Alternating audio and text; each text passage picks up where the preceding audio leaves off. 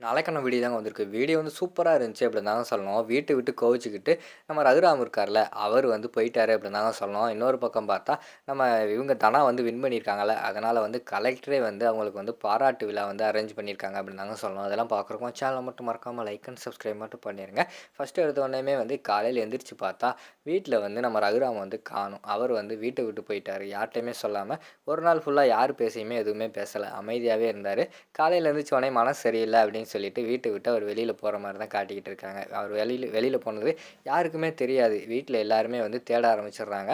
ரகுராம காணோம் அப்படின்னு சொல்லிட்டு ஜானகி சொன்ன உடனே மாயா வந்து பயங்கரமா பதற ஆரம்பிச்சுடுறாங்க. ஐயோ! பெரியப்பா என்ன இப்படி வீட்ட விட்டு வெளியில போயிட்டாரே! அவருக்கு எதுவும் ஆச்சா? என்னாச்சு? அப்படின்னு சொல்லிட்டு பதற ஆரம்பிச்சுடுறாங்க. ஜானகி கிட்ட வந்து கேட்குறாங்க.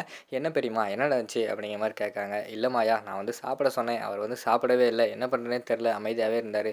பேசினாலும் பேச மாட்டேன்ட்டாரு. பார்த்தா காலையில வந்து ஆள காணோம். எங்க போனாருன்னே தெரியல அப்படிங்கிற மாரி சொல்லிக்கிட்டு இருக்காங்க. அங்கிட்டு பார்த்தா நம்ம மணி, சிவராமுக்கெல்லாம் விஷயம் தெரிஞ்சிருச்சு. அவங்க வந்து அண்ணி கவலைப்படாதீங்க. அண்ணனுக்கு வந்து மனசு சரியில்லாம இருக்கும். எங்கேயாவது வெளியில போயிருப்பாரு. நாங்க எங்க இருந்தாலும் போய் தேடி கூட்டு வந்துடுறோம் அப்படின்னு சொல்லிட்டு அவங்க வண்டி எடுத்துட்டு தேட ஆரம்பிச்சிடுறாங்க. ஒரு பக்கம் சீனு அங்கிட்டலாம் போய் தேட ஆரம்பிச்சிடுறாங்க.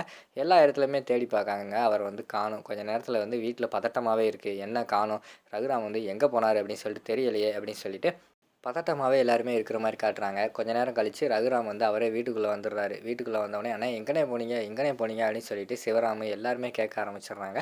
அவர் அமைதியாவே நின்னுகிட்டு இருக்காங்க. ரகுராமோட அம்மாவும் சொல்றாங்க, "ஏப்பா எங்கப்பா போன? நீ பாட்டுல சொல்லாம கொள்ளாம போயிட்டா என்னப்பா அர்த்தம்? வீட்ல உள்ளவங்கலாம் என்ன நினைக்கிறது? எதுனாலும் சொல்லிட்டு போ வேண்டியதானப்பா? என்னப்பா ஆச்சு உனக்கு?" அப்படிங்கிற மாரி சொல்லிக்கிட்டு இருக்காங்க.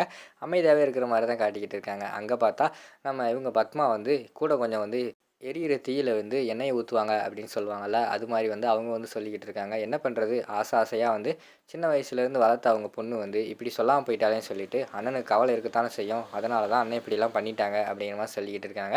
உடனே வந்து மணி வந்து சொல்றாங்க, "ஏய் சும்மா இருக்க மாட்டியாடி?" அவரே வந்து மனசு கவலையில என்ன பண்றதுன்னு தெரியாம அவர் பாட்டுல வெளியில போயிருக்காரு. அவர பிடிச்சுக்கிட்டு மறுபடியும் பழச தோண்டிக்கிட்டே இருக்கியே, கொஞ்ச நேரம் அமைதியா இரு அப்படிங்கிற மாரி சொல்லிக்கிட்டு இருக்காங்க. அடுத்து மணி வந்து சொல்றாங்க, "மச்சான் என்ன மச்சான்? எதுனாலும் எங்ககிட்ட சொல்ல வேண்டியதானே? நாங்க இருக்கோம்ல. எல்லாருமே அவங்க விட்டு போயிட்டோம். உங்க பொண்ணு தானே போயிருக்கா. அவளும் சீக்கிரமா வந்துருவா." அப்படிங்கிற மாரி சொல்லிக்கிட்டு இருக்காங்க. அவரு வந்து அமைதியாவே இருக்காரு ரகுராமு.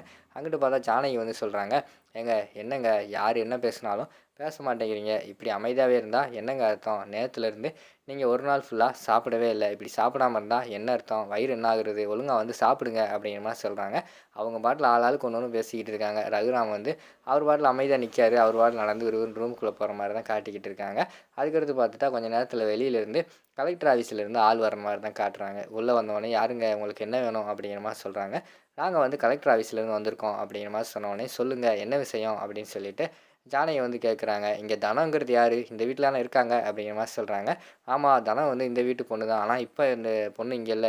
வெளியில போயிருக்கா." அப்படிங்கிற மாரி சொல்றாங்க. "என்ன விஷயம்?" அப்படிங்கிற மாரி கேட்டவுடனேயும், அவங்க வந்து சொல்றாங்க, "இல்ல நம்ம தனங்கிற பொண்ணு வந்து போட்டியில விளையாண்டு ஜெயிச்சிருச்சு. அது பார்த்துக்கிட்டோம்னா, நம்ம ஊரு எல்லாத்துக்கும் வந்து பெருமை சேர்த்துருச்சு. அது எல்லா நியூஸு எல்லாமே வைரல் ஆயிருச்சு. இப்ப அந்த விஷயம் வந்து கலெக்டர் அளவுக்கு வந்து தெரிஞ்சு போச்சு. கலெக்டர் வந்து நம்ம ஊருக்கு வந்து நம்ம மாவட்டத்துக்கு ஒரு பொண்ணு வந்து பெருமை சேர்த்துருக்கா அப்படின்னா, நம்ம சும்மா இருக்க முடியுமா? அதனால வந்து அவளுக்கு வந்து ஒரு விழாவ ஏற்பாடு பண்ணணும்." அப்படிங்கிற மாரி சொல்லிட்டு அந்த இடத்துல வந்து கலெக்டர் வந்து ஆசைப்படுறாரு. நீங்க வந்து தனம், அதுக்கடுத்து நீங்க குடும்பத்தோட வந்து அங்க வரணும் அப்படிங்கிற மாரி சொல்றாங்க. இத கேட்டவுடனே குடும்பத்தில எல்லாத்துக்குமே பயங்கரமான சந்தோஷமாயிருது. மாயாலாம் பயங்கரமா சந்தோஷமாயிடுறாங்க. ஜானகிக்கும் சந்தோஷமாயிருது. அங்க வந்து இன்விடேஷன் பத்திரிக்கை மாரி ஒண்ணு வந்து ஜானகி கிட்ட குடுக்காங்க. ஜானகி கிட்ட குடுத்துட்டு, மறந்துடாம எல்லாருமே வந்துருங்க கலெக்டர் ஆஃபீஸ்க்கு." அப்படிங்கிற மாரி சொல்லிடுறாங்க. சரின்னு சொல்லிட்டு, இங்கிட்டு பார்த்தா மாயா வந்து டக்குன்னு இவங்களுக்கு கால் பண்ணிடுறாங்க.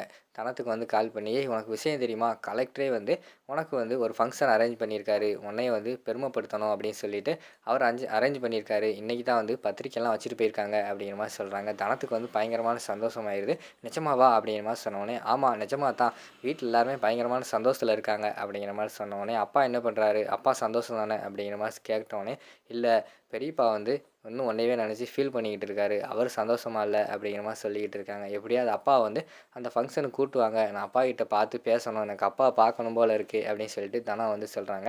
"நீ ஒண்ணும் கவலைப்படாத. எப்படியாவது பேசி பெரியப்பாவ கூட்டு வந்துருவோம்." அப்படின்னு சொல்லிட்டு அவங்க ஒரு பக்கம் பேசிட்டு போன வைக்கிற மாரி தான் காட்டுறாங்க. அங்க பார்த்தா ரூமுக்குள்ள வந்து ரகுராம் வந்து அமைதியாவே இருக்காரு. பக்கத்துல வந்து நம்ம ஜானகி வந்து போறாங்க. "ஏங்க உங்களுக்கு விஷயம் தெரியுமா?